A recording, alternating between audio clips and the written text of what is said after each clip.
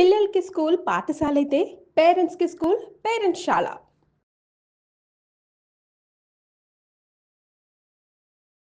నమస్తే రమగారు. నమస్తే జయ.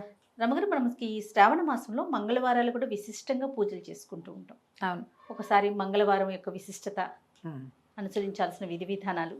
మామూలుగా మనకు మంగళవారం పనికిరాదు చాలా మందికి.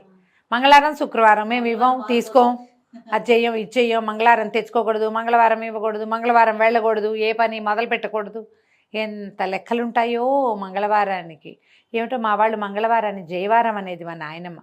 మాకు మొదలు పెట్టకూడదనే నియమం లేదు జయ. మా ఇంట్లో పనికిరాదు అన్న మాట అనుకోం మేము.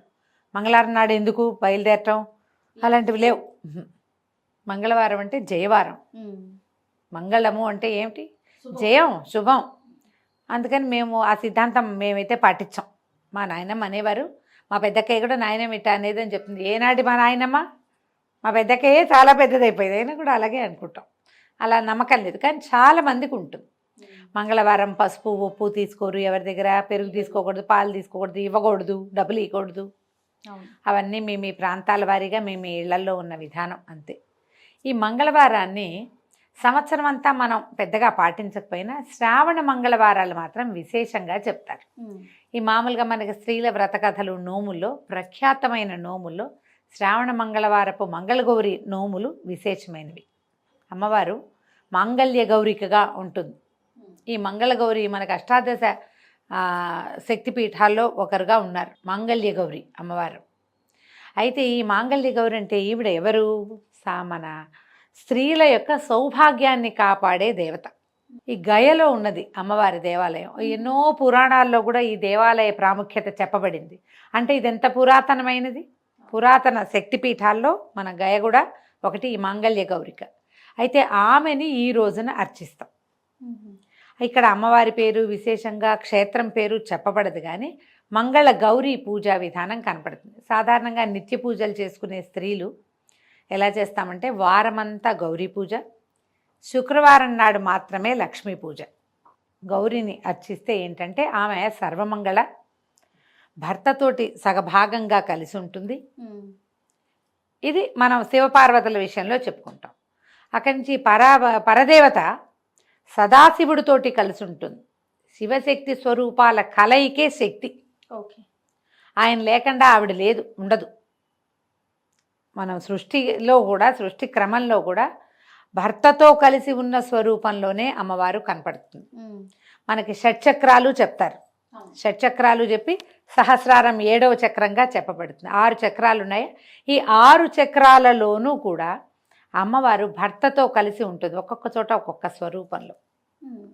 భూతనాథుడు భూతనాయకి, అట్లా శివుడు శివాని, శర్వుడు శర్వాణి, రుద్రుడు రుద్రాణి, ఇట్లా ఈశానుడు ఈశాని, ఇట్లా మొత్తం మీద ఆమె భర్తతోటి కలిసి ఉంటుంది. అంటే మనకి భర్తలతోటి విడదీయరాని సంబంధం కలిగి ఉండటానికి ఆశ్రయించవలసిన దైవం ఎవరంటే మంగళగౌరి.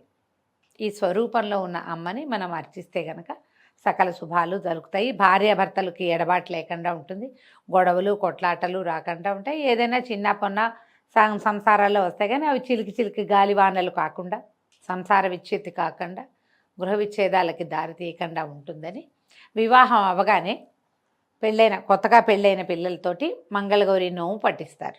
కొన్ని ప్రాంతాల్లో కన్యగౌరి నోము విధానాలు ఉంటాయి.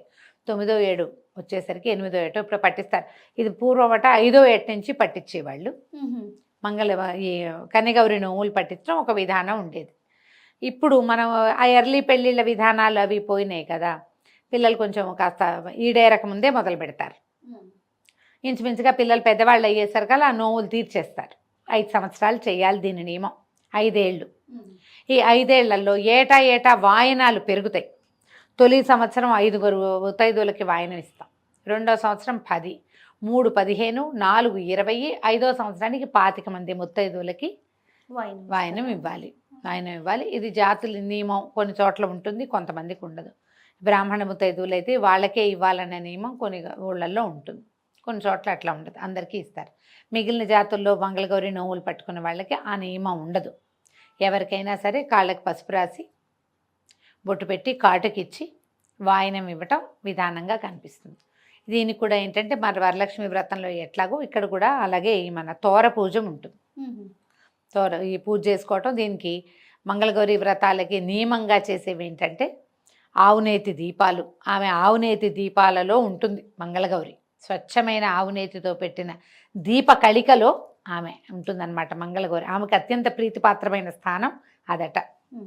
తర్వాత ఏం చేస్తారు, ఆవునేతి దీపాలు, ఆ దీపాలు కూడా చలిమిడితో దీపారాధన, శనగలు నివేదన, పాయసము పులగము నివేదన చేస్తారు.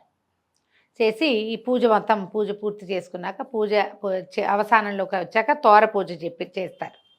తోరం కట్టుకుని అప్పుడు అమ్మవారి కథ వింటారు. ఈ కథ వినేటప్పుడు ఏం చేస్తారంటే కత్తికి నెయ్యి రాసి ఈ ఆవునేతి దీపం మీద కత్తి పట్టుకుంటే ఈ ఆవునేతి పొగ ఈ కత్తికి పారుతుంది కాటికలాగా. అది కంటికి ధరించాలి. ఆ కంటికి ధరిస్తే మంచిది. ఎంత అద్భుతమైన విషయాలు కదా రమ్మగారు. మరి ఆవునేతి దీపారాధన మీద వచ్చిన కాటుక కంటికి మంచిది. మనం ఆముదం దీపం పెట్టుకుంటాం. అవును. ఇలా ప్రత్యేకంగా శ్రావణ మంగళవారం కాటుక విశేషమైంది. ఆ కాటుక పెట్టుకోవాలి. నోవు లేకపోయినా సరే మనకి వాళ్ళు ఎవరో తెచ్చారు ఆ కాటుక పెట్టుకుంటే బాగుంటుంది. చేయొచ్చు అట్లా. ఇనపదానికి ఈ కత్తి అంటే అదేదో వేరేది ఉండదు కదా, ఇనప కత్తులు ఉంటాయి. ఇనపదాని మీద పారిన కాటుక కూడా మంచిది. వెండి పళ్ళాలకి వాటికి పారిచ్చరు, ఇనపదే ఉండాలి. అందుకని కత్తి కాటుక పట్టించడం అంటారు దాన్ని. కత్తికి పట్టడం. అక్కడి నుంచి మొట్టమొదట పూజ అవగానే బుట్టవాయనం అని కొన్ని ప్రాంతాలు ఎత్తారు. మా వాళ్ళందరికీ కూడా బుట్టవాయనమే. ఇలా పూజ నుంచి లేవగానే ఎవరన్నా ముత్తైదుని ఇంటికి వచ్చేలాగా ఏర్పరచుకొని ఒక తోరం కట్టి ఆమెకు కాటుకిచ్చి పసుపు రాసి బొట్టు పెట్టి వాయనం ఇస్తారు. ఇస్తనమ్మ వాయనం, పుచ్చుకుంటున్నమ్మ వాయనం. 5 మాటలు మనం అంటాం, 3 మాటలు మనం అంటాం. వాళ్ళు కూడా పుచ్చుకుంటున్నమ్మ వాయనం అంటారు. ఎవరమ్మా నా చేతి వాయనం అందుకున్నది అంటే నేనమ్మా మంగళగౌరిని అని చెప్తారు ముత్తైదు. కోరితనమ్మా వరం అని వీళ్ళు అడిగితే ఇస్తేనమ్మా వరం అని అవతల వాళ్ళు అంటారు. ఇది మొత్తం అన్ని వాయనాలకి ఇవ్వాలన్న నియమం లేదు. బుట్ట వాయనానికి ఇస్తారు. మీ ప్రాంతాల పద్ధతులు ఉంటే ఇది వరలక్ష్మి వ్రతం వాటిలలో అది కనపడదు, మంగళగౌరికే అది కనిపిస్తుంది అనమాట. ఈ వాయనం ఇవ్వటం. తర్వాత 5గురికి ఇవ్వాలంటే 5గురికి సూర్యాస్తమయం లోపల మొత్తం వాయనాలు ఇచ్చేయాలి. పెరుగుతారా పెరగరా, ఏటా పెంచుకోవాలా, ఈ వారం చెప్తే వచ్చే వారం డబల్ ఇవ్వాలా, అవన్నీ కూడా మీ ఇళ్లల్లో ఉండే విధానము. 4 మంగళవారాలు ఉంటే ఆడపిల్లలకి గబుక్కుని ఏ ఇబ్బందో వస్తుంది. ఓ వారం కుదరలేదు అనుకో, మంచి రోజులు కాదు, అప్పుడు ఏం చేస్తారు, తర్వాత వారం ముందు వారం మానేసిన వాయినాలు కూడా ఇప్పిస్తారు. కొన్ని ప్రాంతాల్లో ఉంటుంది. మొన్న ఎవరో కలిశారు, అలా ఉండదండి మేము అలా చేయము అని చెప్పారు. అదేలేండి, కొంతమందికి ఇలా ఉంటుంది. ఓ వారం మానేస్తే ఇప్పుడు 25 మంది ముత్తైదువులకి ఇవ్వాలి 5వ సంవత్సరంలో. ఓ వారం మానేస్తే 50 మంది ముత్తైదువులని వెతుక్కోవద్దు, ఇళ్ళంబడి పడి తిరగాల్సి వస్తాం. అవన్నీ కొంచెం ఇబ్బంది అవుతాయి. అందుకని ఏ అత్తగారో ఆ అమెండ్మెంట్లు అవి మానేసినట్టున్నారు. వాళ్ళకు ధన్యజీవులు. అలాంటిది ఏదైనా కుదిరితే చేసుకోవచ్చు. మీ పద్ధతి ప్రకారం వెళ్ళండి. దీనికి శ్రావణ మంగళవారానికి ఒక ప్రత్యేకమైన కథ చెప్పబడుతుంది. ఈ కథా కాలక్షేపమే చాలా ముఖ్యమైనది. ఇందులో పూజ అంతా లైన్ మామూలే, లడ్డువారీలని చేస్తారు. ఏం చేస్తారంటే 5 ఉండలు చేసి పాములాగా చేస్తారు. దాన్ని ఈ ఉండల మీద ఇట్లా వేస్తారనమాట. తర్వాత ఈ పూజ కూడా అమ్మవారికి ఆ పీట మీద అష్టదళ పద్మం వేయాలి. పద్మాలు పెట్టి అమ్మవారిని కూర్చోబెట్టుకోవాలి. పద్మాలు వేయటం, చిన్న చిన్న పువ్వులు వేస్తారు, వేసి అమ్మవారిని కూర్చోబెడతారు. ఈ కూర్చోబెట్టడానికి మంగళగౌరిని ఎట్లా చేయాలి, మనకి ప్రతిమ ఉండదు కదంటే పసుపు గౌరి. కొన్ని చోట్ల గుండ్రంగా చేస్తే గౌరి అంటారు, కొన్ని చోట్ల పొడుగ్గా చేస్తే గౌరి అంటారు. మా ఇళ్లలో పసుపుని ఇట్లా పొడుగ్గా చేసుకుంటాం, త్రికోణంగా అంతే పైకి చేస్తారు. నిలబెట్టిన గౌరీ స్వరూపాన్ని వినాయకుడిని కూడా చేసుకుంటాం. వినాయకుడిని మొదట పూజ చేసి పక్కకు పెట్టి గౌరీ పూజా విధానంలోకి వెళ్తాం. ఈ శ్రావణ మంగళవారపు కాటుకని చక్కగా భద్రంగా దాచిపెట్టుకుంటే సంవత్సరం అంతా పెట్టుకోవచ్చు. నేనేం చేసేదాన్ని అంటే కత్తి కాటుకు పట్టించి ఎవరికైనా కత్తి ఇట్లా చూపించడం నాకు ఇష్టం ఉండేది కాదు. అసలు కొందరిళ్లలో ఆ కత్తులు కడగరు కూడా. మొత్తం 5 వారాలు 4 వారాలు అదే కత్తి ఏమిటో దుమ్ముగా అయిపోతుంది, కళ్ళకి మంచిది కాదని ఒక భయంగా ఉండేది. మొట్టమొదటి వాయనం ఇచ్చేశాక జాగ్రత్తగా ఒక వెండి భరిణిలోకి ఆ కాటుక తీసేసుకునేదాన్ని. నేను తీసేసి కొంచెం ఆవు నెయ్యి వేసి రంగరించి పెట్టుకునేదాన్ని. నేను అదే పట్టుకెళ్ళి ఇచ్చేదాన్ని. నేను ఇలాగే చేశాను. పిఎస్ నారాయణ గారిని రైటర్ మన ఇంటి దగ్గరే ఉండేవారు. ఆవిడ డాక్టర్ గారి భార్య చక్కగా తెస్తారు కాటుకనేవారు, పెట్టుకునేవారు ఆవిడ చాలా ఇష్టంగా. ఆ తర్వాత ఆ కాటుకని మా పిన్నత్త గారు కూడా ఒక ఆవిడకి వారికి ఇస్తుండేదాన్ని, ఏడాదంతా పెట్టుకునేవారు. కాటుక ఉండిపోతుంది, అవునండి. ఎవరో ఒకళ్ళు పెట్టుకుంటారు, ఆసక్తి ఉన్న వాళ్ళకి ఇచ్చేసేదాన్ని. క్లీన్గా ఉంటుంది, నేను జాగ్రత్తగా పెట్టుకునేదాన్ని. మేము ఈ పద్ధతులు మీ పెద్దవాళ్ళు ఎలా చెప్తే అలా చేయడమా, కానీ ఇలాంటి పద్ధతిని పాటించవచ్చు. నాకు పైన అదుపు లేకపోవడంతో నేను ఇలా చేశాను. ఆ కత్తి చూపించటము ఇష్టం లేకపోయింది, దాని నిండా దుమ్ము పడుతుంది. అందరు ఏం చేస్తారంటే దాన్ని ప్లాస్టిక్ కవర్లో పెట్టి ఉంచుకుంటారు దుమ్ము పడకుండా. మేము ఈ విధానాలు పూర్వం ఒక రాజుగారికి ఒక కుమారుడు కలిగాడు. ఈ రాజుగారికి కుమారులు కలగనప్పుడు నేను బ్రీఫ్గా చెప్తున్నాను కథని, మీ పుస్తకంలో పెద్ద కథ ఉంటే హాయిగా చదువుకోండి. సంతానం కలగక చాలా బాధపడ్డారు. బాధపడితే ఏమైందట, సరే రాణి గారికి ఒక సన్యాసి వరం ఇచ్చాడు, ఫలానా దేవాలయంలో మామిడి చెట్టు ఉంది, మామిడి పళ్ళు కోసుకో, ఆ మామిడి పండు కోసుకుంటే సరిపోతుందంటే ఈవిడ ఏం చేసిందట, మామిడి పండు కోసుకోవటానికి పక్కనున్న పుట్ట మీద కాలు పెట్టి ఎక్కింది. పళ్ళు ఎక్కువ కోసుకోవద్దన్నారు, ఎక్కువ కోసేసుకునేసరికల్లా సర్పశాపం లభించింది ఆవిడికి. సర్పశాపం అయింది. ఏమిటి, అల్పాయుషు గల కుమారుడు పుడతాడు నీకు అని. ఈ అల్పాయుషు కలిగిన కుమారుడు అనేసరికి పిల్లాడికి 14-15 ఏళ్ళు వచ్చేసరికి పోతే పాపం చాలా దుఃఖపడ్డారు, ఏం చేయాలని. పిల్లవాడు అల్పాయుష్కుడని 14 ఏటో 15 ఏటో ఇతనికి సర్పం వల్ల మారకం ఉందని వాళ్ళు తెలుసుకున్నారు. కుమారుడికి కూడా తెలిసిపోయింది. ఇతను ఏమన్నాడు, నేను ఇక్కడ ఉండను, నేను ఏమీ లేకుండా ఎప్పుడు ఈ అంతఃపురాల్లో వీటిలలో నేను ఎందుకు ఉండాలి, నేను తీర్థయాత్రలకు వెళ్తానని మేనమావతో కలిసి, శివుడు అతని పేరు, రాజకుమారుడు, తీర్థయాత్రలకు వెళ్ళిపోయేసరికల్లా తీర్థయాత్రల్లో ఒక ప్రాంతంలో ఆగారు వాళ్ళు. ఆగేసరికల్లా అక్కడ ఒక సత్రం భార్యాభర్త ఓ పిల్లలు ఉన్నారు, సత్రం యజమాని. ఆయన కుమార్తె సుశీలని పిల్ల చక్కగా ఎదురు పిల్లలతో ఆడుకుంటుంది.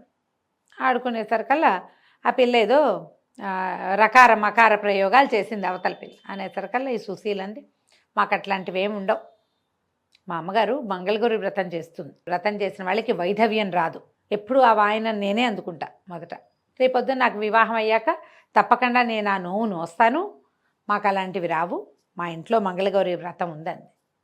ఈ శివుడు ఈ మేనమావ కనిపించింది, ఈ పిల్లకి వైధవ్యం రాదని చెప్తోంది, ఈ పిల్లని కనుక మన వాడికి పెళ్లి చేసుకుంటే ఈ వీడికి ఉన్నటువంటి అకాల మృత్యు దోషం తప్పుతుందేమోనని మా అబ్బాయికి ఇచ్చి పెళ్లి చేయండి అని అడిగాడు.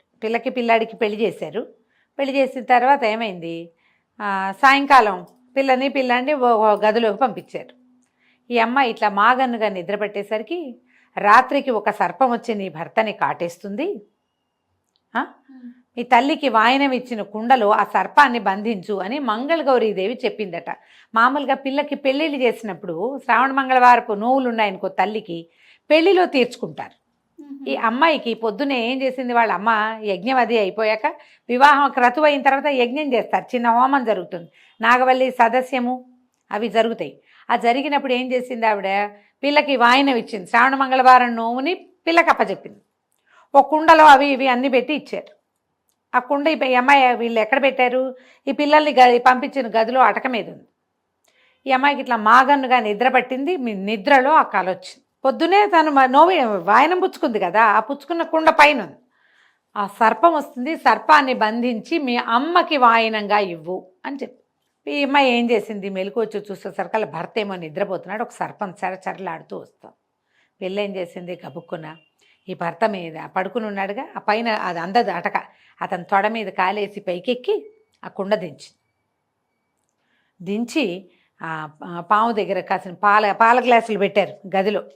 పాలు పెట్టేసరికి అలా సర్పం పాలు తాగుతుంటే అదాట్న దాన్ని కుండలోకి లాగేసి ఒక గుడ్డ మూట కట్టి పక్కన పెట్టుకుంది. భర్తను చూస్తే నిద్రపోతున్నాడు. తల్లి ఈ పిల్ల ఏం చేసింది, బయటికి వెళ్ళి అమ్మ మంగళగౌరీదేవి నీకు ఇది వాయనం ఇవ్వమందమ్మా అని చెప్పి ఆ కుండను ఎత్తి తల్లి చేతిలో పెట్టింది. ఆవిడ ఏం చేసింది, ఆ కుండను ఊడదీస్తే అందులో సర్పం లేదు, ముత్యాల హారం ఉంది. ఆ ముత్యాల హారాన్ని తీసి పిల్ల మెళ్ళో వేసింది. ఆవిడ మెళ్ళో వేసుకో పోయి నీ భర్తతోటి నిద్ర చేయమంటే అమ్మాయి వెళ్ళిపోయింది లోపలికి. ఆ అబ్బాయి ఏదో మాట్లాడాడు, ఒక ఉంగరం తీసి ఆ పిల్ల చేతికి పెట్టాడు. రాత్రి నిద్రపోయారు. తెల్లవారిన తర్వాత ఈ పిల్లవాడేమో మేనమావతో కలిసి మళ్ళీ తీర్థయాత్రలకు వెళ్ళిపోయాడు. ఇక వెళ్ళిపోయాడు. భర్త ఇంట్లో లేడని చెప్పింది, అతను లేడు, తెల్లవారుజామున మేము కలిసి నిద్రించాం, పొద్దున్నే వెళ్ళిపోయాడు అని. సరే తండ్రి వెతికిస్తానన్నాడు, కానీ ఏం వద్దు, నేను ఇక్కడే ఉంటాను, వస్తాడు మళ్ళీ తిరిగి, తీర్థయాత్రలకు వెళ్తున్నామని చెప్పారు కదా, వాళ్ళ ఊరు వెళ్ళాలంటే ఈ ఊరి మీదగానే వెళ్ళాలి కదా. ఆ పిల్ల అక్కడే ఉండిపోయింది. ఉండి వచ్చిన వాళ్ళందరినీ సేవించి చాలా రోజుల తర్వాత ఈ వెళ్ళిన శివుడు అనే యువకుడు ఈ మేనమావతో తీర్థయాత్రలన్నీ పూర్తి చేసుకుని మళ్ళీ ఈ ఊరు వచ్చాడు. ఊరొచ్చి ఈ ఊళ్ళో నిద్ర చేశాడు. నిద్ర చేస్తే అతనికి ఎట్లా కాలొచ్చింది, తన కోసం యమభట్టులు వచ్చినట్టు, మంగళగౌరీదేవి ఇట్లా కత్తి కటారు పట్టుకుని నిలబడి ఉన్నట్టు, ఆమె సైన్యము ఈ యమభటులతో యుద్ధం చేస్తున్నట్టు కలొచ్చింది. యమభట్లు అందరూ వెళ్ళిపోయినట్టు, తను అక్కడే నిలబడి ఉన్నట్టు, ఆమె ఇట్లా కత్తి ఖడ్గాలు అవి పట్టుకుని తనకి రక్షణగా ఉన్నట్టుగా కలొచ్చింది. నాకు ఇట్లా కలొచ్చింది అని మేనమావకు చెప్పాడు. ఆయన ఏమన్నాడు, నాయనా నీకు ఈ ఊర్లో వివాహం చేశాం, ఆ అమ్మాయి వల్లనే నీకు ఈ అపమృత్యువు తొలగిపోయింది, లేకపోతే నీవు తీర్థయాత్రల్లోనే మరణించవలసిన వాడవు. ఎందుకు నీకు ఈ మరణం సంభవించలేదో, మళ్ళీ ఈ ఊరు నీ భార్య ఉన్న ఊరు వచ్చేసరికి ఇట్లా ఎందుకు జరిగిందో పద మనం వెళ్దామని ఆ సత్రానికి తీసుకుపోయాడు. తీసుకెళ్లేసరికి ఆ అమ్మాయి భర్తను గుర్తుపట్టింది.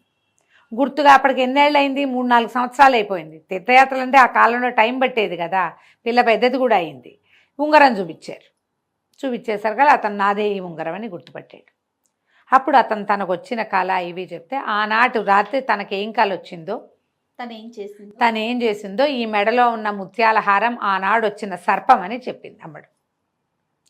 చాలా సంతోషించాడు మేనమామ. నేను ఒక విశేషమైన పని చేశాను, మా అక్కయ్య శాపగ్రస్తురాలైన అయ్యి కుమారుణ్ణి ఇట్లాగా అల్పాయుష్వాణ్ణి కన్నప్పటికీ ఈ మంగళగౌరి ఆరాధనతో పిల్లవాడు బతికాడని వాళ్ళకి మంచి మాటలు చెప్పి ఈ పిల్లను కూడా తీసుకుపోయాడు. అయితే ఈ అమ్మాయి శ్రావణ మంగళవారం నోవులు నోచుకోవటం మొదలుపెట్టింది. అప్పటికి అదే 4వ సంవత్సరమో 5వ సంవత్సరం వచ్చేసింది. పెళ్ళవగానే ఇక భర్తలు ఉన్నారా లేదా, తమతో ఉన్నారా, కాపురాన్ని పంపారా లేదు, నోవులు మాత్రం మొదలుపెట్టిచ్చేస్తారు. ఆ అమ్మాయి ఏం చేసింది, శ్రావణ మంగళవారపు కాటుకని ఒక భరిణెలో పెట్టుకునేది, పట్టుకెళ్ళింది. తీరా ఈ కొడుకు కోసం ఏడ్చి ఏడ్చి ఆ శివుడు యొక్క అమ్మా నాన్నకి కళ్ళు పోయినాయట. అందులో అయిపోయారు వాళ్ళు. కుమారుడు చనిపోతాడని, ఈ ప్రయాణాల్లో ఎక్కడైనా అయిపోయాడేమో అని దుఃఖంతో కళ్ళు పోయినాయి ఇద్దరికి. ఈ మంగళవారపు కాటుకు పెట్టిందిట వాళ్ళకి ఆ కోడలు. దాంతో వాళ్ళకి కళ్ళు కూడా వచ్చేసినాయట. ఆ తర్వాత ఇట్లా ప్రతి వాళ్ళు కన్యలే గౌరీ నోములు పట్టచ్చు. తర్వాత వివాహితలైన వాళ్ళు ప్రతి వాళ్ళు శ్రావణ మంగళవారం నోము కనుక చేస్తే భర్తలకి అపమృత్యు దోషం పోతుందని ఈ కథ చెప్పబడింది. పూర్వకాలపు గాథ కాబట్టి ఇట్లా దారైపోతూ వివాహం ఏంటంటే ఏదో సాంగంగా కనుక్కునే వాళ్ళు, జాతిపాతి అన్నీ కనుక్కుని పెళ్ళిళ్ళు జరిగేవి. మనం ఎన్ని కథల్లో చూస్తాం, ఈ కథ కూడా అలాంటి కథ కానీ చెప్తారనమాట. ఈ కథ విన్నాక అక్షతలు అమ్మవారి మీద కొన్ని వేసి మన శిరస్సు మీద ఆడపిల్లలు వేసుకోవాలి. తర్వాత భర్తలకి పెద్దవాళ్ళకి నమస్కారం చేసి అక్షింతలు వేయించుకుని ఈ బుట్ట వాయనం ఇచ్చి సాయంకాలం లోపల సూర్యాస్తమయం లోపల మీకు ఎన్ని వాయనాల లెక్క ఉంటే ఆ వాయనాలు లెక్క ప్రకారం అప్పచెప్పాలి. శనగలు, రవికల బట్ట, తర్వాత పళ్ళు, పువ్వులు, పసుపు రాసి తాంబూలం ఇచ్చి కాటుక ఇచ్చి వారికి అక్షింతలు ఇచ్చి దండం పెట్టుకుని అక్షింతలు వేయించుకోవాలి. కుదిరితే 5 ఏళ్ళు చేసుకోవచ్చు. ఒకవేళ మనకు 5 ఏళ్ళు అయిపోయినాయి కానీ మీరు గౌరీ పూజ లక్షణంగా చేసుకోవచ్చు. ఈ 4 వారాలు మంగళవారాలు విశేషమైనవి. ఎవరైనా వాయనం ఇస్తాం, తాంబూలం ఇస్తాం, మా ఇంటికి రండి అంటే వెళ్ళండి, మీ ఇంటికి వచ్చి ఇస్తామంటే చక్కగా తీసుకోండి, అన్నీ మంచివే. శ్రావణ మంగళవారపు కాటుక ధరిస్తే కనుక 5వ తనానికి మంచిది అని చెప్తారు. మీ అవకాశాన్ని బట్టి చేసుకోండి. నమస్తే. నమస్తే.